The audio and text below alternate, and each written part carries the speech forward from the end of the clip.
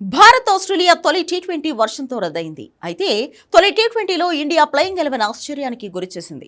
Australia లాంటి bouncy wicket ఉన్న pitch పై ఇద్దరు స్పెషలిస్ట్ స్పిన్నర్లతో మన జట్టు బరిలోకి దిగింది. మిస్టర్ స్పిన్నర్ వరుణ్ చక్రవర్తితో పాటు లెఫ్ట్ హ్యాండ్ స్పిన్నర్ కుల్దీప్ కు చోటు దక్కింది.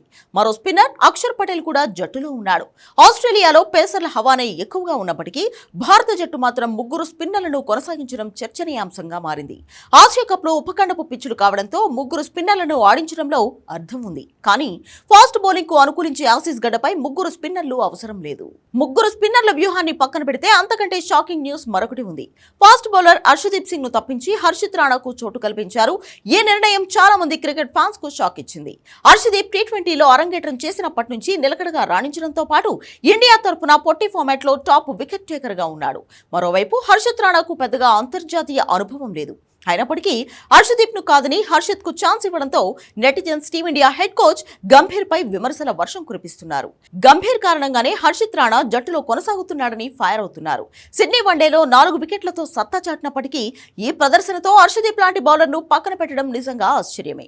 దీంతో టాప్ వికెట్ టేకర్ కు జట్టులో ప్లేస్ లేకపోవడం విచారకరమంటూ ఫ్యాన్స్ కామెంట్ చేస్తున్నారు.